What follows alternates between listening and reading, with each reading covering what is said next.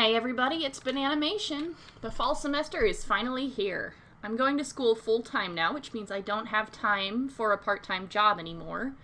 For the past year, though, I've been working at Applebee's. After all this time, it's really bittersweet to leave. I've spent so long there. I love all my coworkers and I'm gonna miss them while I'm studying, but on the other hand, Applebee's is shit. Honestly, me and my coworkers bonded over talking about how shit it was. We all knew what a pile of garbage we were standing in. And I tell you what, it's a sinking ship too. Applebee's is gonna die if it doesn't start fixing some nonsense, and I'd suggest starting with the goddamn carpeted floor. Who carpets a restaurant floor? Have you ever swept a carpet? I'll bet some of you have, maybe just for kicks to see how much it doesn't work. Try working at a job where you have to sweep a section of a carpet several times a week for a year. But let's take a step back from what's wrong with Applebee's and talk about restaurants in general. I actually find serving to be a very rewarding job. It requires hard work and patience. People skills help, but I mean, like, who am I kidding? But as someone on the inside, it's interesting to hear other people's ideas of how a restaurant works. Like, for example, silverware. I'm sure at some point you've heard about fancy schmancy silverware signaling. People will say that placing your silverware a certain way will signal to your server that you're finished. The problem is that I hear so many different ways to put your silverware, and at no point in time during my year at Applebee's did anyone ever mention looking for signals like that. Ever. Do you want to know the real way to signal that to your server? In my experience, the surest sign ever that someone is done eating is a napkin on their plate. Simple as that. And it helps if you put your plate towards the edge of the table to make it easier to grab. While I'm on the subject of signals, I want to talk about checkbooks. When I was trained, I was told to set the book upright on the table when giving the customer the check. That way, I would know it had been touched when it had been set down. It's a really handy trick. The thing is, I don't think most servers do this. So another way to let your server know the check is ready is to set it over the edge of the table, maybe even with the money poking out. Okay, now back on the subject of why Applebee's is an absolute mess. I've seen several versions of the menu in my time, and it makes me want to fight whoever designs them. Half of the drinks on the first page have no listed price for some reason, but that's nothing compared to the physical shape of some of our promotional inserts. The best ones are the ones that match the height of the main menus, but so often we would get short inserts that would always get stuck in the bin. I know this might seem like small potatoes, but any annoyance that goes on for a year ends up making its way under your skin. We also have these drink napkins or drink naps, and I hate them. They are completely useless. The table gets wet anyway. It doesn't matter if the tables get wet because they don't get rings. And they stick to the bottom of glasses, which prompts customers to pour salt on them, which makes cleaning the table awful. I avoid them whenever I can, but management gets on my back about it. And then there are the rags. Oh, I'm sorry. Towels? Yeah. Applebee's uses wet rags to wipe down tables, but I guess rags sounds too gross, so they insisted we called them towels. And this isn't Applebee's fault, but my non-slip shoes did not ever prevent me from slipping. I learned to hop around the wet kitchen floor in the weirdest fashion to avoid falling, but those shoes did nothing for me. And can we talk about the recent change in the silverware? We used to roll it like normal people, and the customers would be like, oh look, the straw is in there, how clever. But now we put it on plates for some reason, and it looks so weird, and I cannot understand that decision. Was the money we saved on Band-Aids really worth it? Side note, the fact that those are called Band-Aids is the cutest thing in the world to me. Okay. I've been ranting for a while now, but I'm sure you clicked on this video for some good old story time animation. I've got a couple of short ones.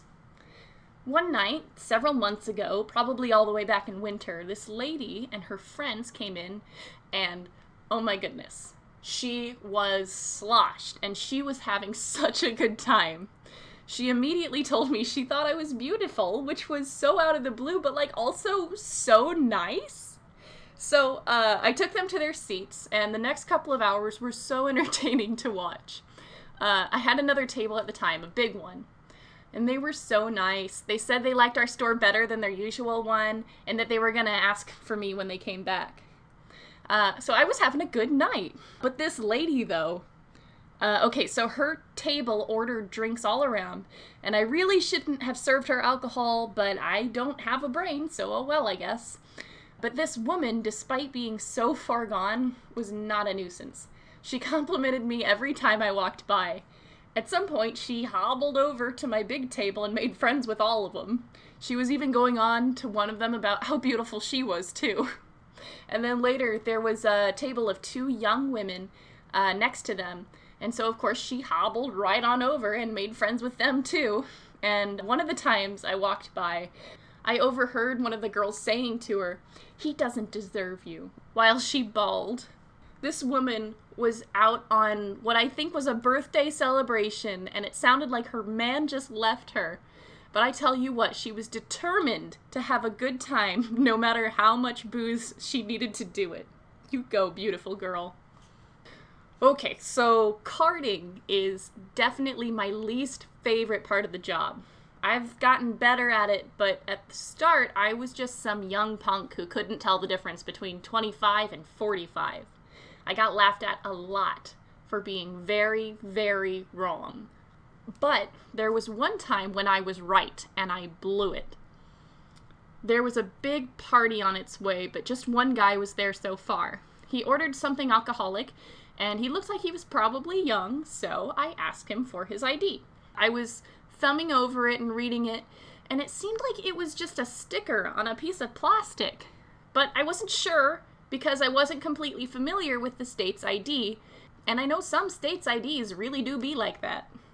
I had never encountered a suspicious ID before, so I had no idea what to do. To my knowledge, I hadn't been trained for this. I knew I needed to talk to a manager, so I handed him his ID and said, "Wait 1 minute."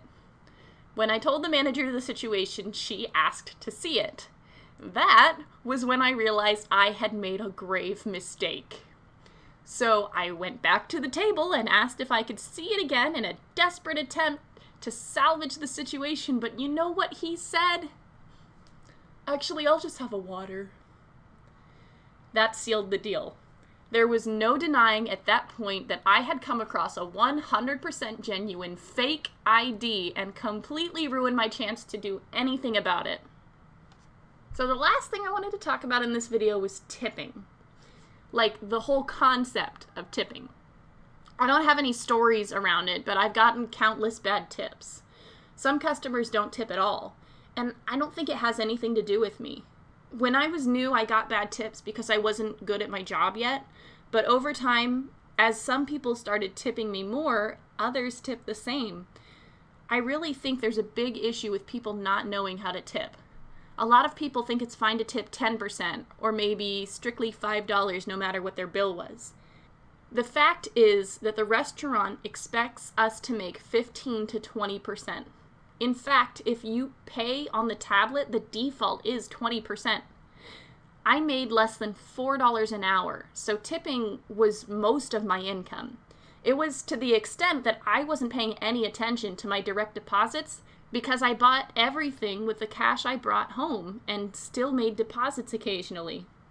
And the semi-weekly paychecks I did receive were $50 to $70. So tips were absolutely crucial. I'm going to tell you this outright. It is absolutely imperative that you tip your server 15 to 20%. If you can't afford to tip, you can't afford to eat out. I'm dead serious. This is so important. But the thing is, people not knowing how to tip is just the surface issue. What would really solve this issue is if tipping was gotten rid of altogether. And some restaurants have done this already. It's a fairly simple procedure. Raise the price of your food and your server's wage by that 20% and eliminate the line on the bill for a tip. Don't even accept or allow tips. There are restaurants that have done this and it works. I hate tipping, and I really think it needs to go. But I also gotta point out, and I can't stress this enough, it is the restaurant's responsibility, not the customer's. If you come to hate tipping like me, don't stop tipping. That will only hurt the servers.